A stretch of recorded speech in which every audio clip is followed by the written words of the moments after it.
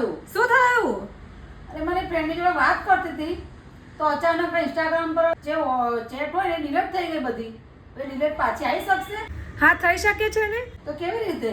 આ માટે સૌપ્રથમ તમારે આ જે પેજ છે તેને ફોલો કરી લેવાનું છે અને આ રીલ્સને સેવ એન્ડ શેર કરી લેવાની છે. જય હિન્દ, જય ભારત. સ્વાગત છે તમારું ગુજરાત સરકારી હબ ચેનલ પર. સૌપ્રથમ તમારે તમારા અકાઉન્ટ સેન્ટરમાં જવાનું છે. ત્યાંથી તમારે યોર એક્ટિવિટી વાળું જે ઓપ્શન છે ત્યાં ક્લિક કરવાનું છે. ત્યાંથી તમારે જે આ ડાઉનલોડ વાળું ઓપ્શન દેખાઈ રહ્યું છે ત્યાં ક્લિક કરવાનું છે. ત્યાંથી તમારે પરમિશન વાળું જે ઓપ્શન છે ત્યાં ક્લિક કરવાનું છે.